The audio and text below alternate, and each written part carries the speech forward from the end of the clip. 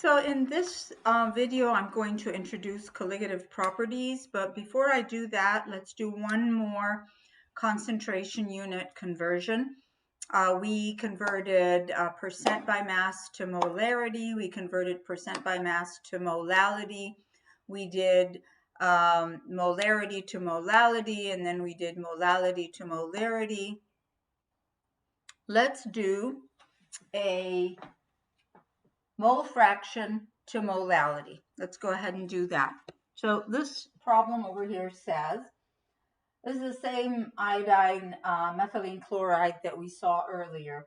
A solution contains 0.00889 mole fraction of iodine dissolved in 0.9911 mole fraction of methylene chloride.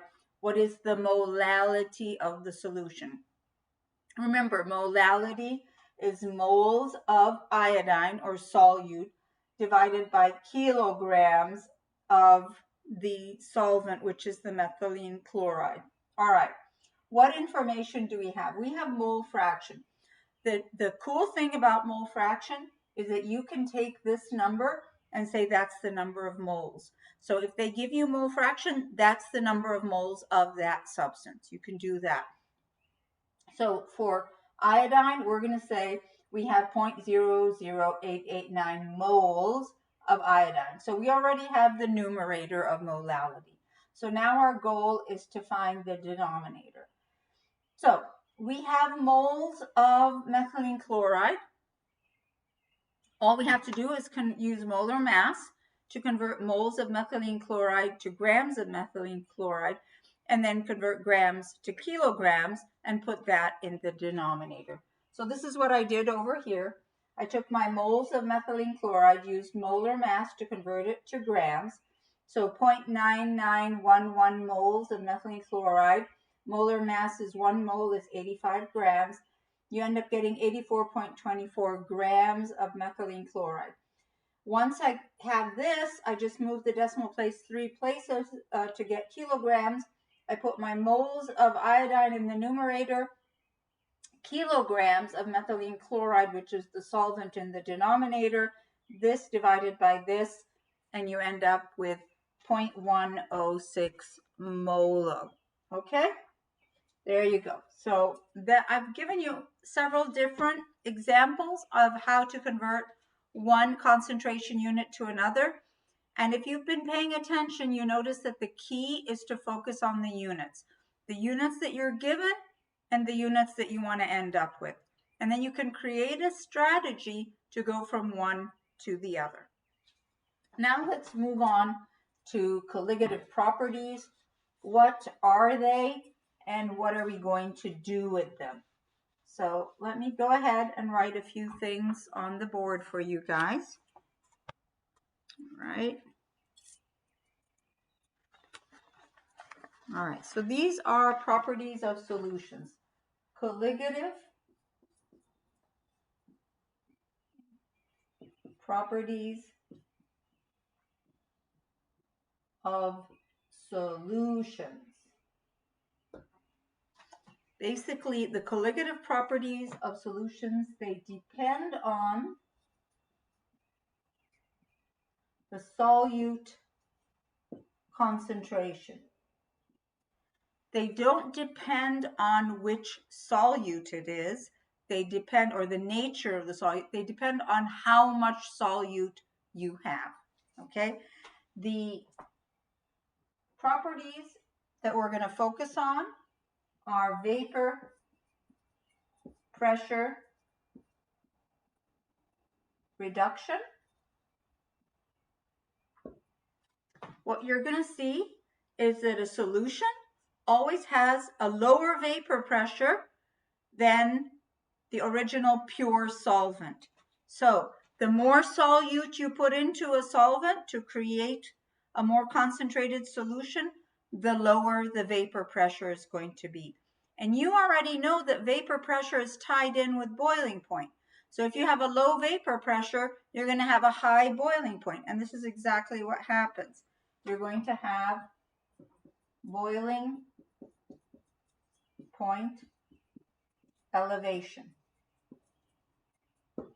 So the more solute you have, so you have a pure solvent. Now we're going to turn it into a solution. You add solute into that pure solvent, so now you have a solution. The more solute you have, the more solute particles you have, the lower the vapor pressure, the higher the boiling point. So water that has salt in it is going to boil at a higher temperature than just pure water. Okay? Number 3, freezing point depression. What does that mean? It means that as you add solute into a solvent, the more solute you add, the lower the freezing point. You know how on an icy day, what do? They throw salt onto the roads. Why? Because you've just added a solute to pure water. What does that do? It lowers the freezing point. So instead of having a sheet of ice, you've lowered the freezing point, so it's going to be mushy and liquid instead of a solid ice. All right. So saltwater solution is going to freeze at a lower temperature than pure water. All right. And then the last one is osmotic pressure.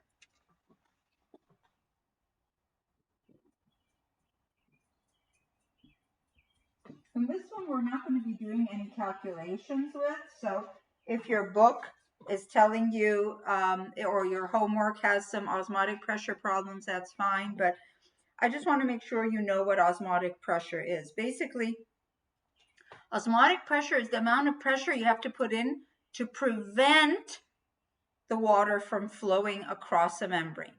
Okay? So normally when you have a semi-permeable membrane, osmosis is going to occur, right? And the water is going to go over to the area that has a lot of solutes in it, all right? As you increase the solute concentration, you're going to have more osmotic pressure, okay? So osmotic pressure is the pressure that needs to be applied to prevent the inward flow of water. Now, water wants to go in when you have a lot of solutes. It wants to go in and dilute all that. Well, you're going to have to put more pressure to prevent it from going in. That's what osmotic pressure is. Okay, so those are the main points here for colligative properties. We're going to first focus on vapor pressure. And you remember we talked about vapor pressure in what chapter did we? We talked about it in the last chapter, and we also talked about it in the gas laws chapter. So let's just write down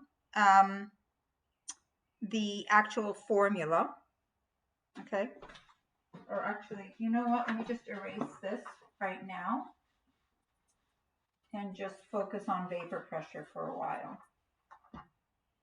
Okay, so vapor pressure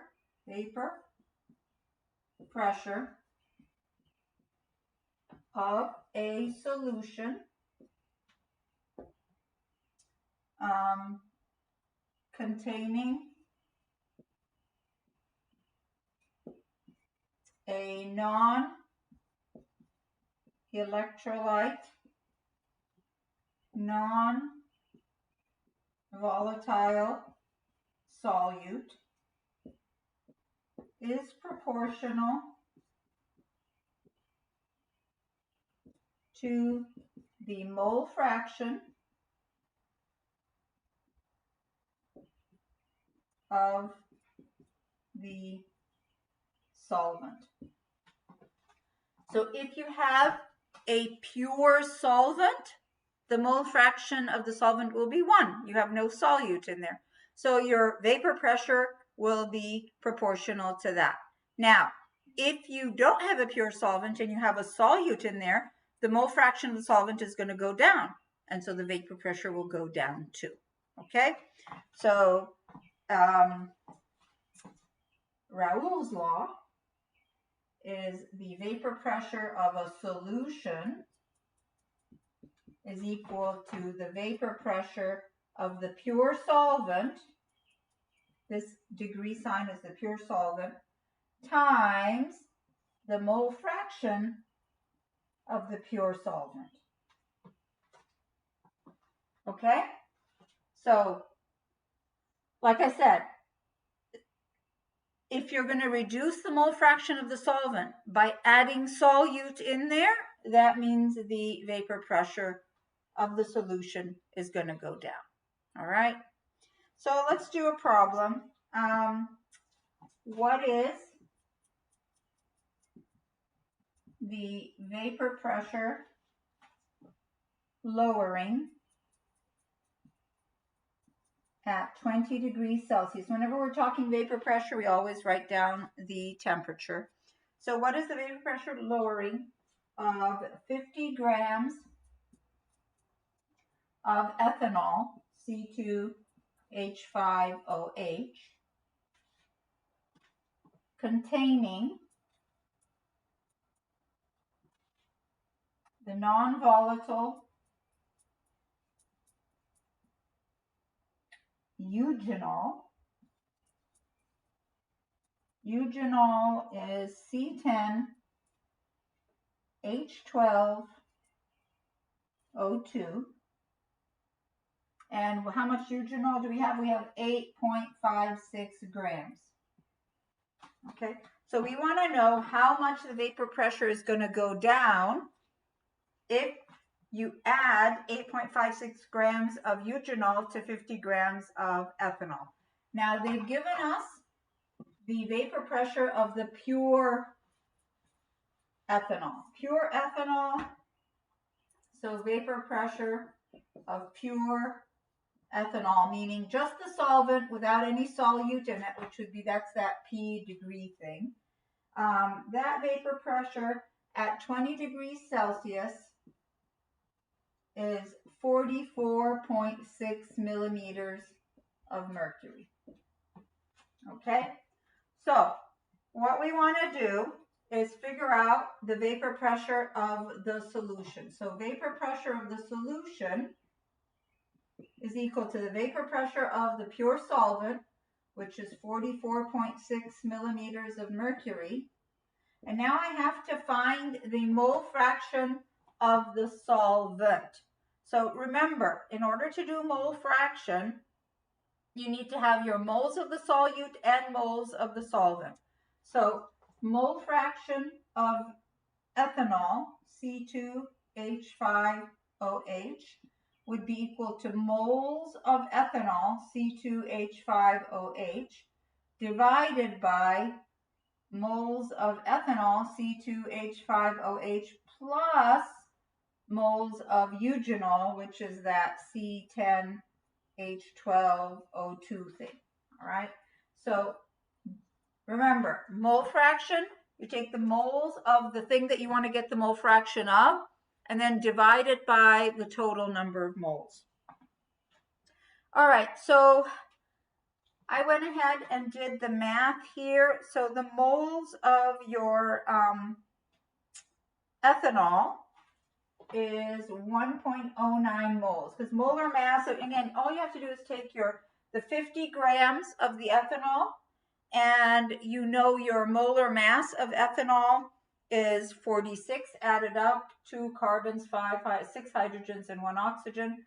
So use molar mass to convert your grams to moles. So you have 1.09 moles of ethanol. Now you need to get your moles of ethanol, 1.09, and add it to your moles of eugenol. So again, get the molar mass of eugenol, which is 164, and go 8.56 divided by 164, you get 0.0522 moles. So you add those two together, and you end up with 1.14 moles. Okay, so now we've got, do the math, and you've got your mole fraction of the ethanol. Let me do the math real quick for you guys. So 1.09 divided by 1.14, you get 0.956. All right, so this is multiplied by 0.956.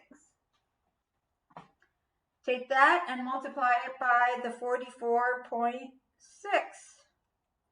And you've got the vapor pressure of the solution to be 42.6 millimeters of mercury. All right, so I showed you how to do all of that.